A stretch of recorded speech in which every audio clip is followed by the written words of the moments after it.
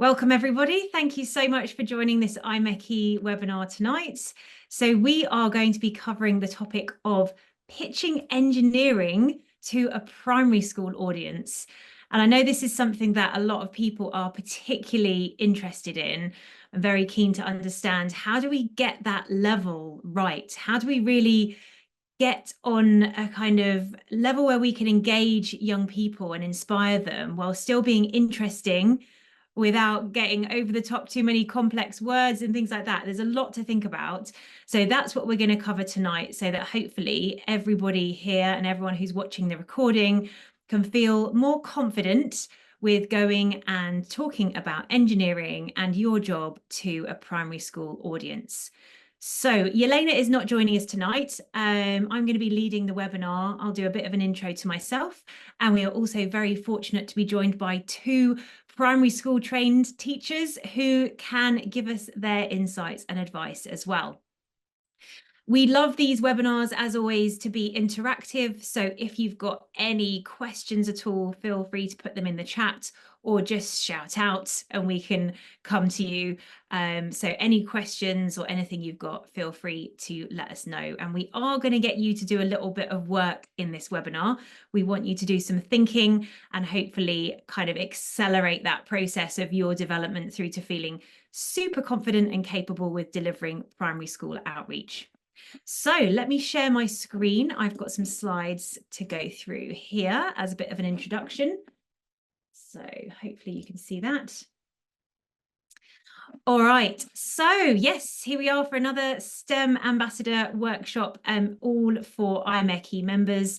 And we have had a number of these this year already. So we're in this one now, pitching engineering to primary school children, but we did previous ones on becoming a STEM ambassador and also on inclusive STEM outreach.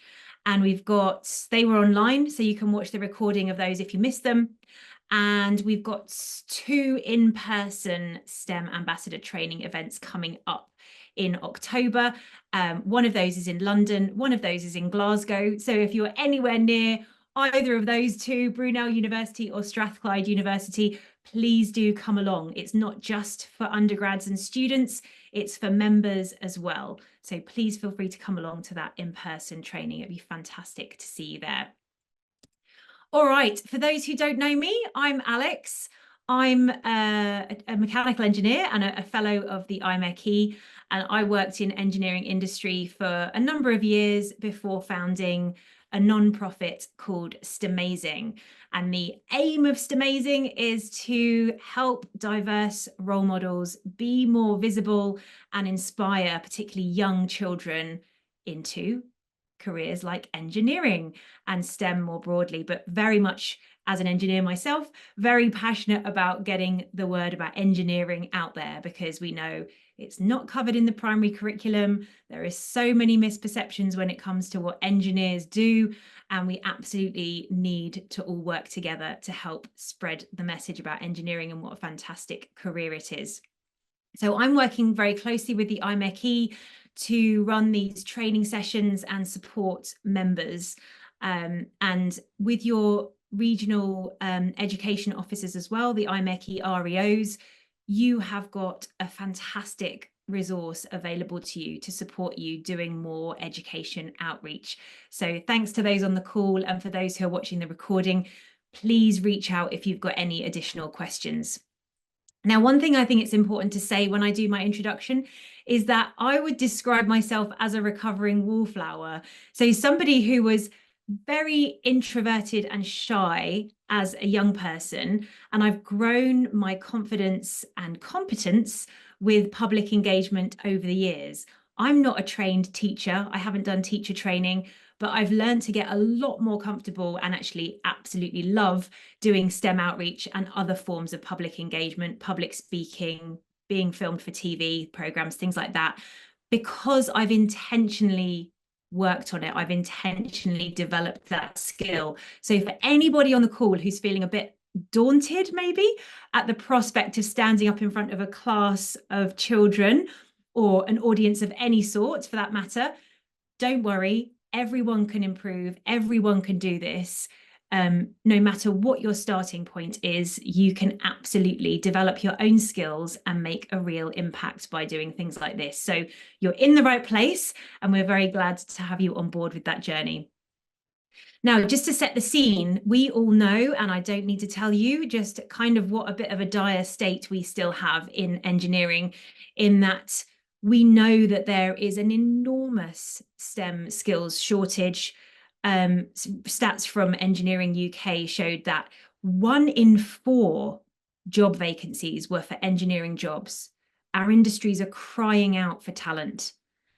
And then when you look at the diversity of that talent, diversity is underrepresented in engineering, particularly gender diversity. We only have 16% women in engineering, but we also things like ethnic diversity, socioeconomic diversity, things like LGBTQ plus, disability, neurodivergence. There's so many areas of diversity, and engineering has a long way to go to have more diversity in our fields. So particularly keen on looking at how can we try and engage and attract a wide audience of young people, so that we're not just getting the same sort of like stereotypes of people into engineering. We want to broaden that, because that helps us get a bigger population interested in coming into engineering and all the benefits around diverse thinking. Now, this stat saying 55% of school students say they know what engineers do may even sound quite high to some of you who've been out there and asking people what engineers do. I think that is probably quite high, to be honest. I think it's actually probably less people really understand what engineers do, and even teachers fully understand what engineering is and the breadth of engineering. So we have a lot of work to do to improve the future of our engineering workforce, and create those opportunities for more young people to understand that these incredible jobs are available to them. So a big question is, and this is what we're going to be focusing on today, how do you engage young people when we know that we want to reach young people because children can make career limiting decisions in their mind by the age of 10? So if they're self-deselecting themselves from careers like engineering that early, because they don't even consider it could be something for them, or they see stereotypes that make them think they wouldn't belong there, how can we reach them before that, so that we can show them this is something where they could belong, where they could be engaged, where they could have a fantastic career, and that it could be accessible for them? So that's why we've picked like an 8-year-old as a kind of target audience to try and engage and inspire. And I know this can be tricky. A lot of people, they find this idea very daunting.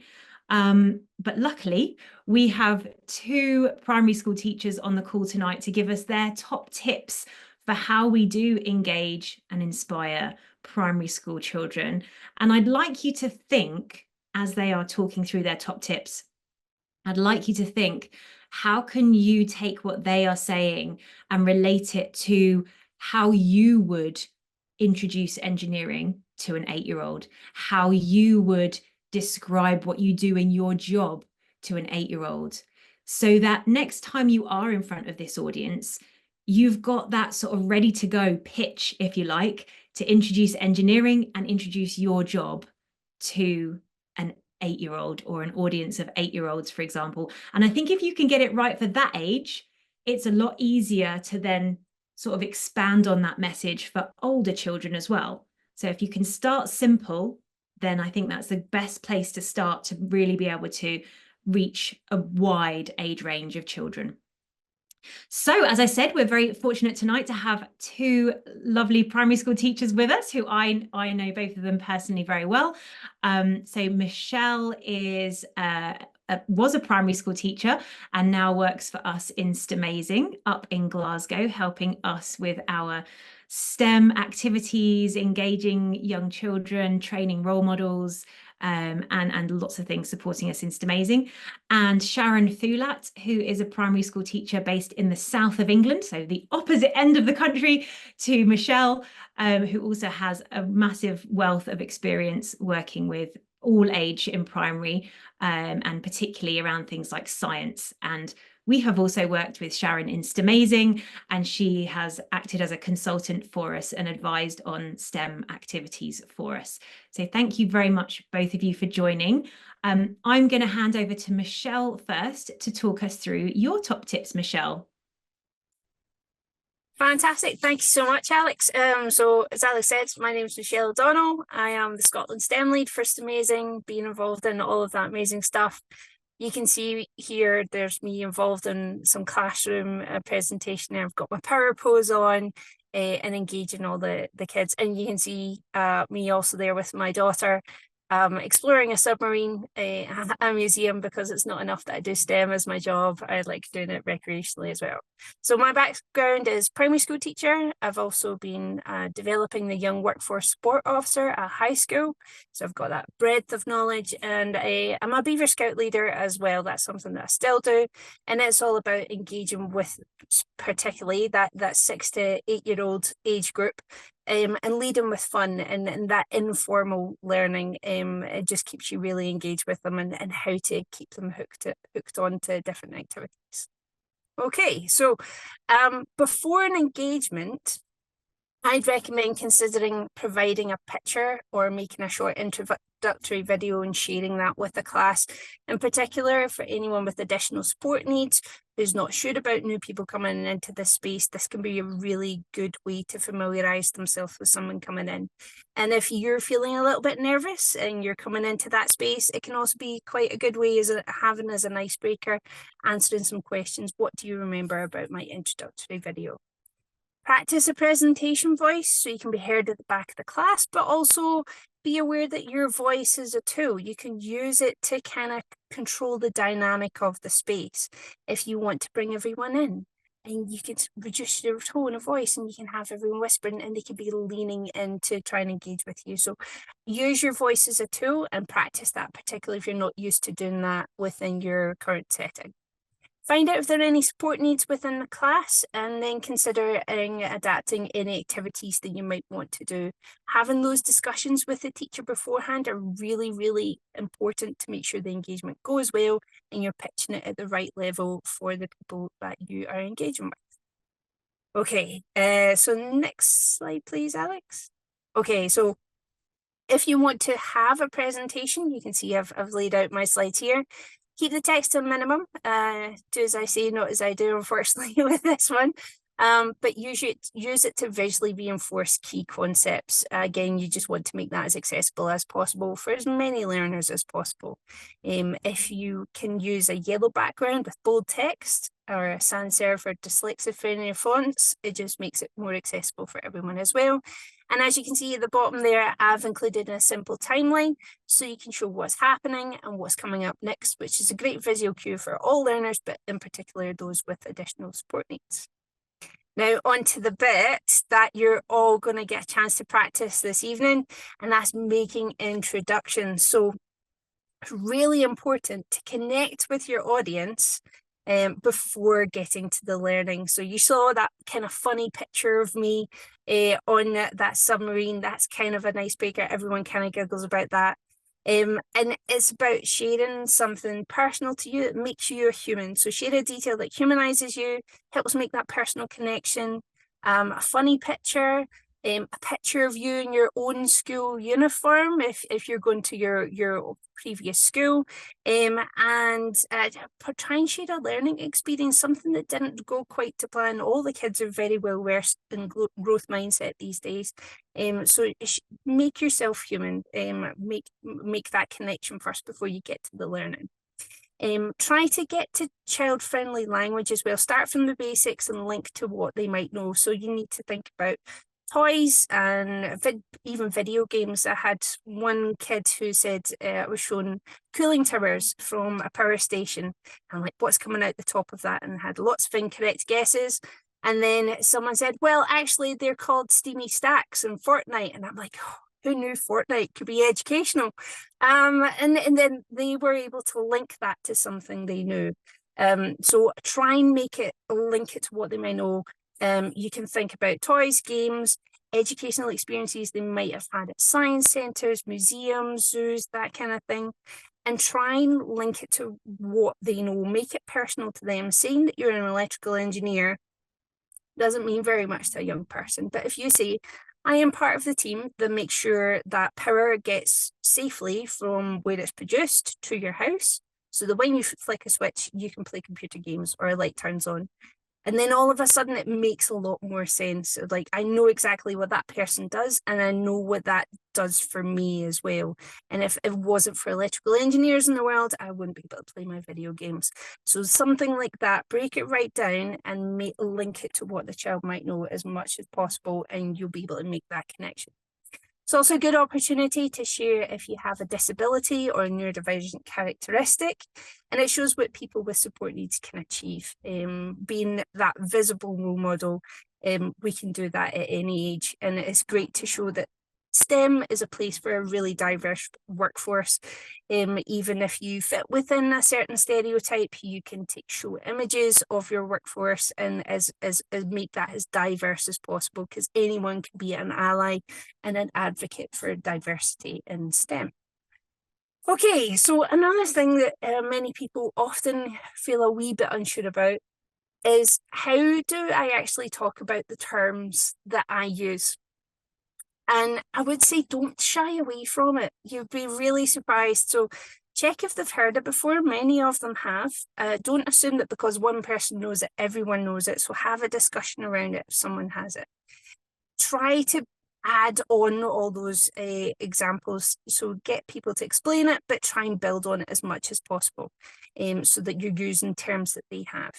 If you've got absolute blank faces, make sure you've prepared a description that explains it in simple terms beforehand, and give as much context as possible so that the words, and use words and phrases that have similar meaning. So if you're talking about experimentation, you could use hypothesis, prediction, guess what's going to happen. And those all mean generally the same thing. And if you're repeating that over and over again with the context, kids should be able to get it. And I would say, do not underestimate what kids are capable of.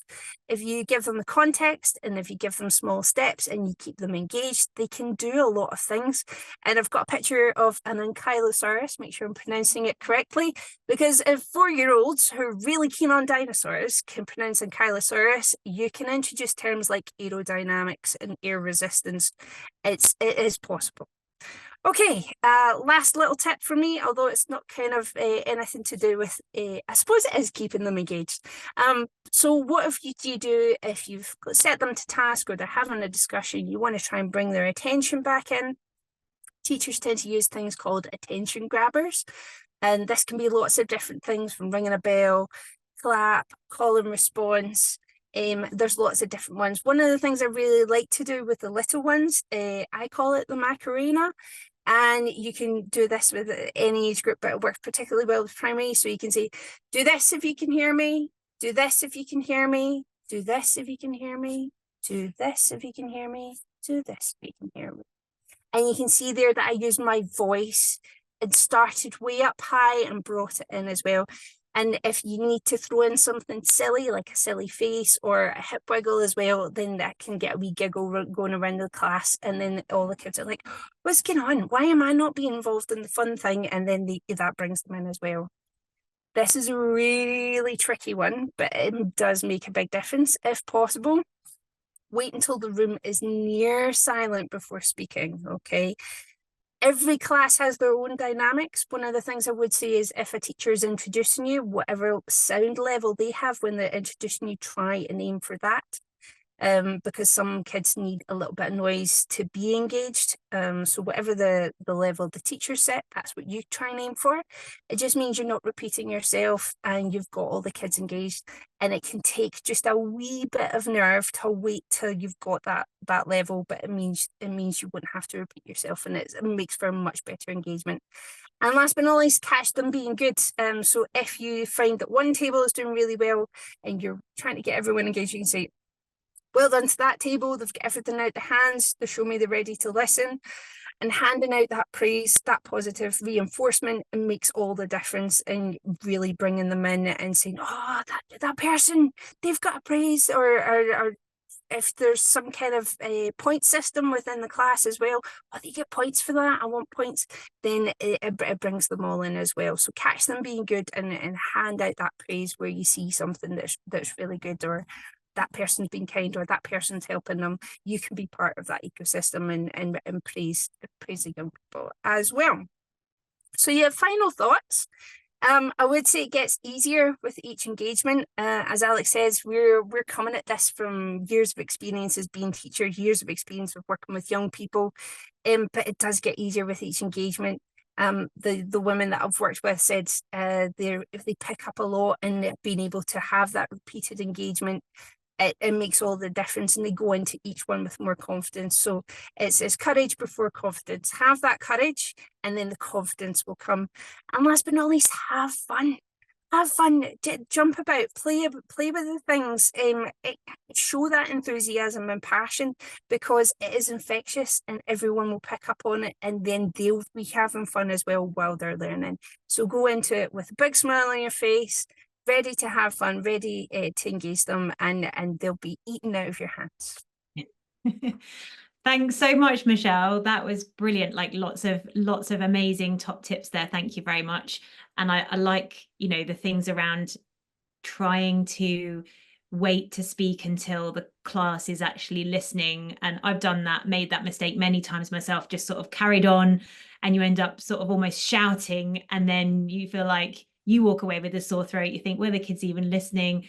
So yeah, definitely about kind of having the confidence in the toolbox to know how to wait for your audience to be ready to listen and learn. Thank you so much for that. That's great. Michelle, I think if anyone's got questions for Michelle specifically on her points, then feel free to put them in the chat, and we can come to those at the end of the webinar tonight. Okay, now we've got Sharon next to talk through her top tips. And if you just want to let me know when you want me to click through your slide, Sharon, that'd be great. Over to you. Okey-dokey. Well, actually, I wanted to reiterate what Michelle said about waiting for the class, because one of my first jobs I ever had was working with young offenders and teaching them. And as you can probably imagine, it was quite hard to get their attention. And you ended up having to do multiple one-to-ones with them in the class. And then I went on my teacher training and worked in a primary school. And I was so happy to have most of the class actually listening to me that I went on delivering my lesson. And afterwards, the teacher was like, there were 2 children not listening. You should have stopped and waited. I was like, oh, I thought it was really good that I had 28 children listening. So yeah, it is important. And Michelle gave some great tips for encouraging them, like through praise and through, kids really respond well to all this table sitting nicely, and you'll see them all sit up like this. I want to be amazing too. I want the teacher to mention me. It really does work. And in terms of humanizing, teaching children for me is really easy because it's my day job, but speaking in front of adults is really hard. So I understand how you're going to feel in the class, and hopefully between Michelle and myself, we'll give you plenty of advice and make you feel more confident. So I've got about 4 or 5 things, 4 things I think that I'm going to go through. But first, let me just reassure you that children love having somebody different from their normal teacher. So just you entering the room is going to get them really excited and on the edge of their seats. So you've already got them on side just by being different. Believe me, they will love you. But we're going to talk about you giving them your best now. So first thing to think about is language. Michelle was absolutely right. Children can really surprise you with what they're capable of understanding. But you have got a limited time. So I do agree with keeping it simple yet challenging, kind of getting that balance between them. So don't overuse technical words. Remember, they're only 8, and what's been in your vocabulary for a number of years will be new to them. But as Michelle said, don't feel like you can't use some of the technical words. Just think about how many you're introducing, because there's this thing called cognitive load that we talk about a lot in teaching.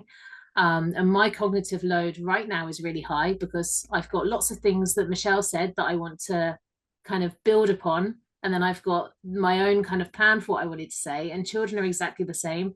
They can't have too much in their working memory, or else they can't piece it all together. So yeah, Michelle's advice of having a simple explanation of any new words you introduce would really help, because the children can refer to that and you can have it on the board behind you. So yeah, consider how much you're introducing at one time, and maybe recap on things that you really want them to focus on. Next one, please, Alex. So the next point I'll make ties in with engagement and language. Click again, please. Pictures, videos, and demonstrations. So all of these things will help keep your children engaged. I really loved Michelle's idea of having something at the beginning, so that anyone who's a bit nervous to have a new visitor in the room, like if they've got extra additional needs, it will give you that time to go and make sure they're settled. You could go and introduce yourself, or just gives you a bit of a breather. So that's a really great idea to do that first. But children love a demonstration. You know, if you've got something simple you can show them that's related to your job, or even just the equipment that you use, or it can even be as simple as wearing like a particular jacket, or maybe you have to wear a hard hat for your work. Anything you can bring them just gets their engagement immediately. And next one, please.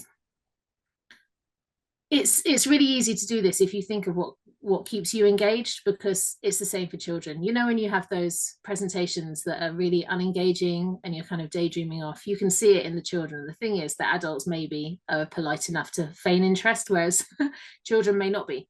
But if you have these tools in your toolkit, you'll be sure to find something to keep them engaged. Next one, please. So be real. So this was mentioned by Michelle. Make yourself relatable. The idea of your presentation is that you can get the children to imagine being you one day, or being in a similar role. So exactly what was said before. Think of how their job is, how your job is relevant to their everyday life.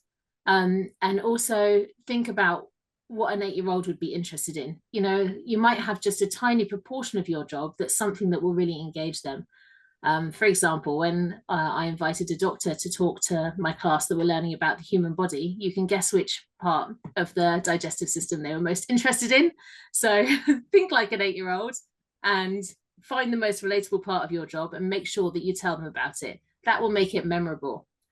I bet everybody here can probably think back to a time at school that they were inspired by someone that made them kind of do the job that they're in today, or made them think along the lines of a career that would lead to the job they're doing today.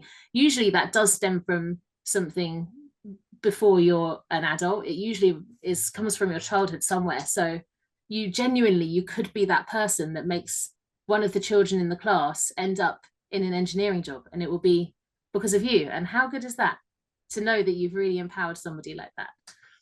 Next one, please. So voice. Now I'm going to make myself sound a bit crazy, because I'm going to give you some examples. I always remember the first early years teacher that I met. So that's a teacher that teaches 4 and 5-year-olds, because in the staff room, she kind of had this real sing-song voice to her, even when there were no children around. And it's because she was in such a habit of using her voice well that she just did it even with adults. She'd be like, "Hi, so what have you got for lunch today?" And it sounds really silly saying it now, but you really have to be like that, and you will notice the difference in the children.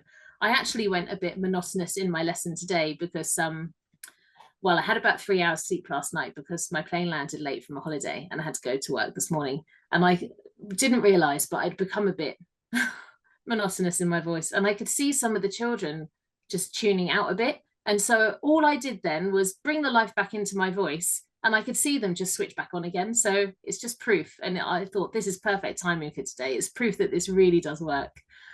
Michelle showed varying your volume of your voice to get their attention. So starting loud and coming quiet. But you can also vary the speed of your voice. So really slow down. And it sounds really silly doing it as an example now, but believe me, it works, and it will get their attention if you slow down like that. And then, just like my sing-song colleague, vary the pitch of your voice. So, you know, really plenty of intonation. You can lean into the class. You can say something like, "And you will never guess what I do for my job." No, you won't guess. It's almost like an act. And I do feel silly doing it now because you're grown adults, but I don't feel silly doing it in the classroom. you probably will do it first. So I'd really recommend practicing in front of a mirror till you feel a bit more normal doing it. And believe me, plenty of intonation, bring out your inner actor, and you will have them eating out the palm of your hand. What's my next voice one? Oh, and then facial expressions. That comes into the whole act thing. You can say the most incredible thing, but if it's not shown on your face, that you can see the difference in the children. Likewise, you can say something pretty dull and boring, and if your face sings it, you'll have the engagement of the children. They're quite easy in some ways, even though it's quite hard for us as adults to do this for the first time. And again, the more you do it, the more natural you'll feel. So involvement. Children love the idea of coming up to the front. Can you click the first one, please? Coming up to the front and being a helper. Now, it doesn't even have to be anything, crazily difficult. It could just be that if you had a piece of equipment from your work that you say you've got it in a bag, and you get a child to come and collect it from the bag and hold it up in front of everybody. They get engaged more because they want to be the person that's chosen. And then that person that actually you chose to participate is going to have a more memorable experience. It can be something like reading from the board. You can ask for volunteers to read out sections of your presentation. It will give you a bit of a breather. It will get them involved, and it just really motivates them. Next one, please. Oh, okay. So consider some sort of quiz. You might pre-prepare something. You could have, for example, questions with 4 different answers, which are numbered, and they hold up 1, 2, 3, or 4 fingers to show you which one they think. You could give them some statements, and they've got to do thumbs up or down. If you click the next one, please, Alex, to show whether it's true or false. If you're feeling brave, you can even get them moving around the room. So you could say, this wall over here is for yes, and this wall over here is for no. And you've got to go and stand by the right wall. So, you don't have to worry so much about behavior management, because the teacher will be there to help you. And if you can say to the teacher, if you feel the class are getting a bit restless, feel free to include some movement. Or likewise, if the teacher thinks that, they're messing around too much, you can rely on the teacher then to help you to bring them back down. So don't be afraid to try something out, because the teacher's there as the backup, and you're not expected to be able to do everything.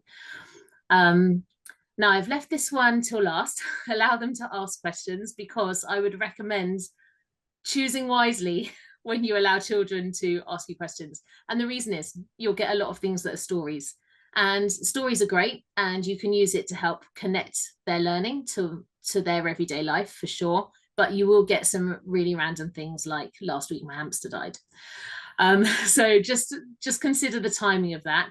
And when you've done a couple of questions, you can definitely say something like, oh, I'm so sad that I don't have time for everyone's questions. Feel free to write them down, and your teacher can pass them on to me, and I can try and answer some next time. So you can give them the opportunity still for those that are really, really dying to ask you. If you do all these things, we will be, what is it, as Alex just amazing, we are inspiring.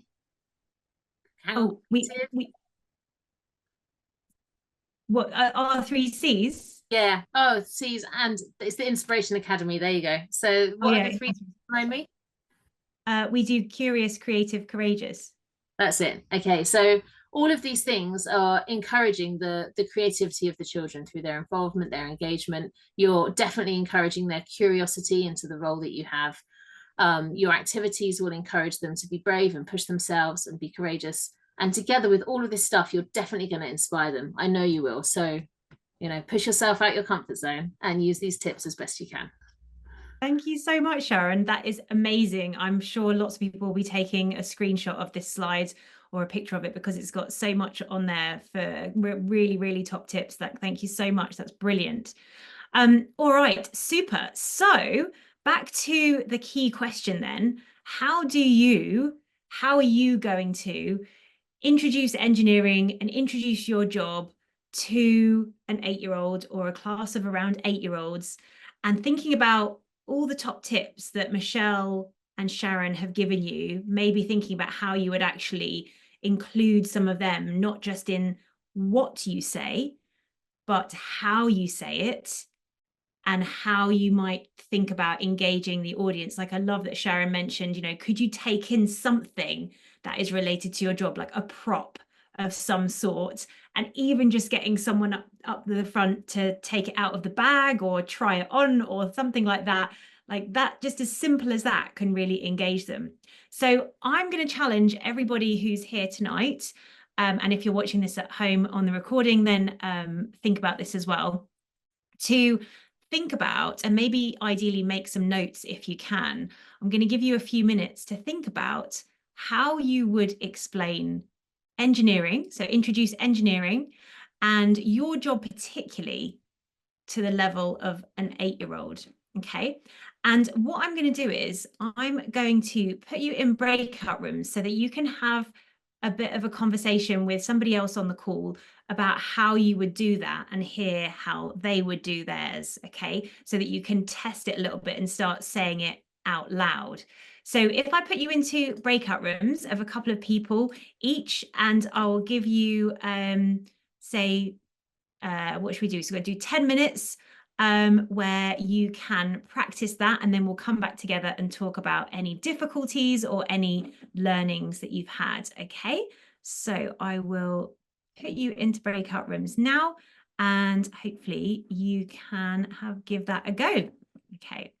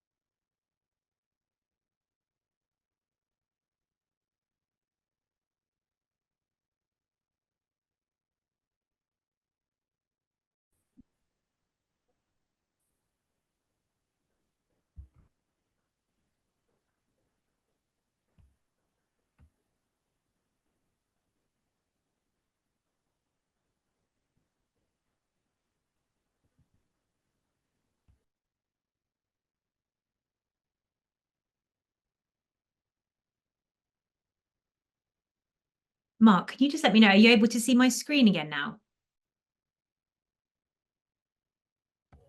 Yes, I can. Yes. You can see the slide again. Okay, super. Yes. Sometimes I just wonder if I'm actually sharing it. That's great.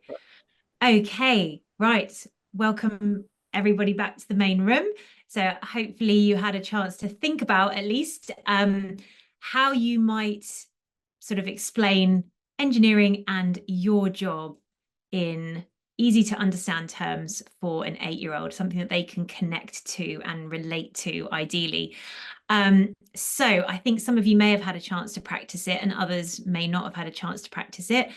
Does anyone feel brave enough to let us know what they were thinking? And obviously this isn't going to be perfect and there's absolutely no pressure at all, but it would just be lovely to hear some of your thoughts on how you would describe your job to an 8-year-old. Does anyone feel brave enough to go and let us know what they were thinking?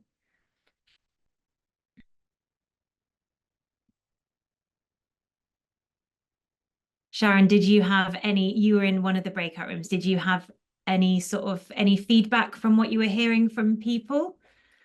Yeah, we were saying that John was saying that he really loved that some of the feedback he was given was that it seemed that he was really relatable because he didn't have to be, what was the phrase you used, John, about not being it was really good. Can you remind me? It was I'd say that this was a secondary school, so it was probably year 10, year 10, year 11. He realised that you don't have to be brilliant That was it. to be successful. Yeah. The fact that I left school at 16, I've not been to university, I haven't got a degree.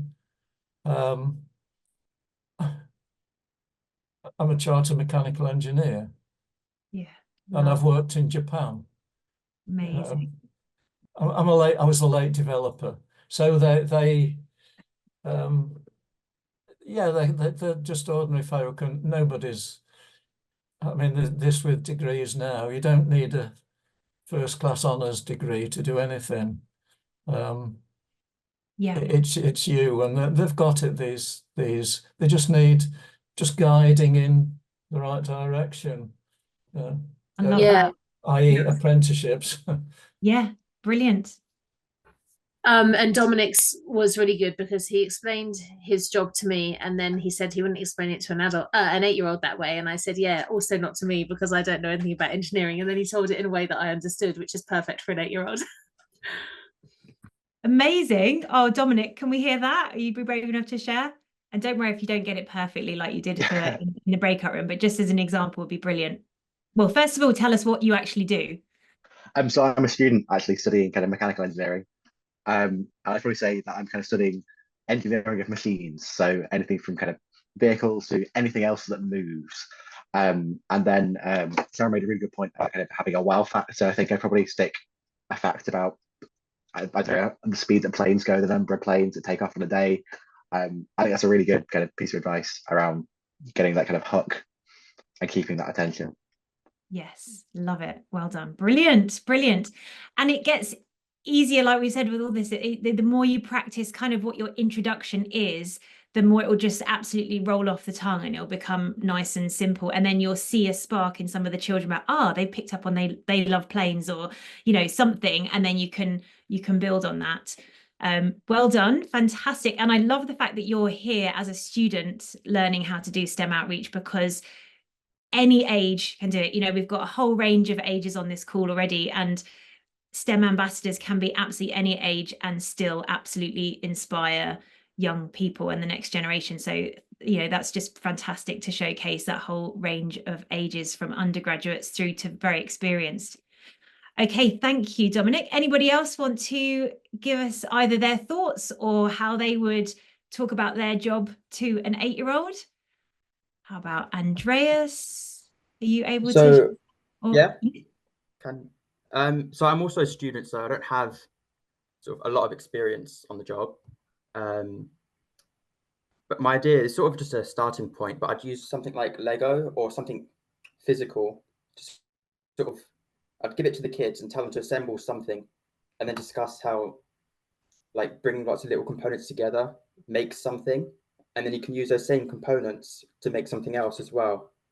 And it just sort of helps to visualize that idea of like everything around us is made up of smaller parts. It's all been brought together. Yes, I absolutely love that. That is such a good idea. And getting the children engaged with something hands-on early. I mean, Sharon, what do you think about that? Rather than doing like a long drawn-out presentation, just get the kids doing something. Yeah, I love it. You know, as soon as you said Lego, I was like, oh, I want to be in that class because I'm like a big kid myself. That would definitely work. But do bear in mind time and the amount of time it takes to give out resources. So it could definitely work, but just have it factored in that maybe you have like some packs ready to go to just pop on their tables or something. Okay. Fantastic. Yeah, thank you. Welcome. Anyone else want to share finally, or any thoughts they have or any ideas how they might introduce their job? Mark, do you want to give it a go? Yeah, so my job title is life cycle engineer, which probably doesn't mean that much to a lot of people, but the way that I would normally explain it is that I just try and solve any technical type issues that crop up when our products are in service, and that's sort of how I was trying to explain it to sort of adults. So I think that would possibly work with kids as well, maybe with just a little bit more of an explanation. But yeah, it's great because life cycle, thinking about the lifetime, like and relating that to the cycle of the design cycle or a life cycle of something. How do you get that term life cycle across to a child from like cradle to grave, as you might say, or even like that first idea through to it being used throughout its whole life, through to it being disposed of or reused, and that whole circular economy. So I love how you could fit that into something that an 8-year-old would understand. Absolutely. Yeah. Sharon or Michelle, got any thoughts on that? How you could relate life cycle engineering to an 8-year-old? The children learn about life cycles, so you could ask them about the life cycle of a frog and then relate that to engineering methods from start to finish, or the life cycle of butterfly, because they're two really common things they'd have studied. And then take an example of a product that you've worked with, or that they would have encountered. Is there, I don't know what your products are they things that 8-year-olds would know about? Yeah, so it's sort of aeroplane engines, essentially. Okay, yeah. So, next time you're jetting off on your holiday, have you ever thought about how that a jet plane engine came to be and what's going to happen to it next and what happens when it has a problem? Would that be along the right lines? Yeah, absolutely. Yeah. Brilliant. Yeah, and then just give some examples, but be careful of, because yours is quite technical, just be careful of the language that you're using and really super simplify it, would be my tip. Right, sure. Yeah, thanks. Amazing. But it's great to hear, like, everyone's doing different things, different types of jobs in engineering, and this is the challenge we have a lot of the time. Engineering is so broad. Where do you even start? And how do you cover everything? And I think really you can't, like, don't try and boil the ocean here. Talk about you and your job, because they can relate to that. You are the one in front of them. And I like messages, big messages that are sort of connecting engineering to solving problems. And the kids understand we have a lot of problems in the world that need solving, and engineers are the ones that are going to design and make and deliver those solutions to problems that they care about. So there is a way of kind of giving an overarching message about engineering, and the strapline of the IMechE is improving the world through engineering. So you can definitely get that in there. And then bring it into, really simplify it into your job. I think you've all done a fantastic job of thinking about how you might do that. And talking about practical activities, so we do have in the IMechE lots of activities that you can get access to the resources for, to run with a whole different age range of children. And I've done a lot of these myself in classrooms at primary school and secondary school. And so they come with like a little worksheet that you can run through. They've got the sort of step-by-step instructions for you and how you link them into key engineering messages. So make sure you use that resource. And as IMechE members, you can get one of these IMechE STEM toolkits posted to you so that you can take it into a classroom, and it has all the resources you need for 5 different activities to run with a class of 30 children. And they're right from sort of key stage 1, 2 up to key stage 3, 4. So a range of different activities. And if you can try and link some of the key engineering messages in these, like to do with structures and shapes, or to do with gravity, or to do with laws of motion, to do with friction, to do with forces, if you can link that you're doing with the activity into your job, then that's really fantastic. And so reach out to Yelena at the IMechE if you want one of these toolkits sent to you for free, so that you've got all those resources to take into a school. And I think, again, just get inspiration out there. Don't feel you have to, start from scratch with everything. There's loads of great inspiration on the IMechE website, getting you thinking about the kind of questions you can ask, how you can link it into your job. And also other resources out there, and other websites as well. thisisengineering.org have fantastic resources and videos. Tomorrow's Engineers have loads of brilliant resources. Neon Futures. There's so much out there, and STEMazing as well, obviously, that you can use and access, so you're not having to start from scratch. But thank you so much, everybody, for joining the call. Thank you to our 2 teachers, Michelle and Sharon, for giving us their top tips. Hopefully you've got some key takeaways and key learnings from tonight. And the one really strong message I hope you take away with you is that we absolutely need you as STEM ambassadors out there inspiring young people. It is fun, it's rewarding, it's great for your chartership and fellowship with the IMechE. So fantastic to have on your CV. So get involved, reach out to us if you need any more support, and thank you so much for everything that you're doing to inspire the next generation. It's fantastic. Thank you again to Sharon and Michelle, and thanks everybody for joining the call. Hope to see you again very soon.